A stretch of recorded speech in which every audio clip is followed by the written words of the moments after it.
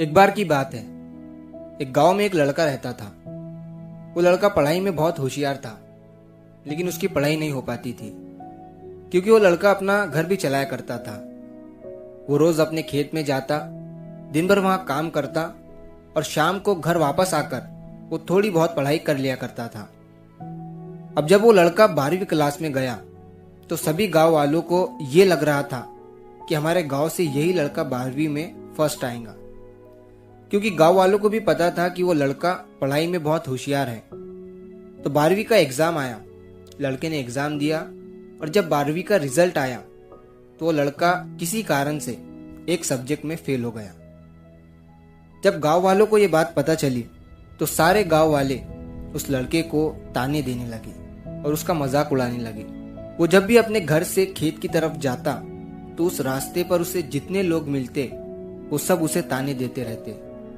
अब वो लड़का लोगों के ताने सुनकर बहुत परेशान हो जाता है और ये बात वो अपने उस्ताद को बताता है कि उस्ताद जी, मैं जब भी अपने घर से खेत की तरफ जाता हूँ तो उस रास्ते पर जितने लोग मुझे मिलते हैं सब मेरा मजाक उड़ाते हैं। तो उसके उस्ताद ने उसे कहा कि तू ना एक काम कर, एक बड़ा सा लोटा ले और उस लोटे को पूरा ऊपर तक दूध से भर दे और जब तू उस रास्ते से गुजरे तो तू उस लोटे से दूध का एक बूंद भी नीचे गिरने मत देना।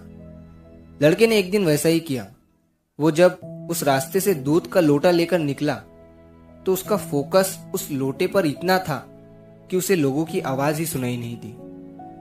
वो इतने ध्यान से उस लोटे को लेकर चल रहा था कि उस लोटे से दूध का एक भी कतरा नीचे ना गिरे। इसकी वजह से उसे लोगों के तानों की आवाज सुनाई ही नहीं दी। तो इस कहानी से हमें ये सीख मिलती है कि अपने काम में इतना ढल जाओ, इतना फोकस अपने काम पर लगा दो कि बाकी की चीजों का आप पर कोई असर ही ना हो। लोगों की आवाजें, लोगों के ताने आपको सुनाई ही ना दे।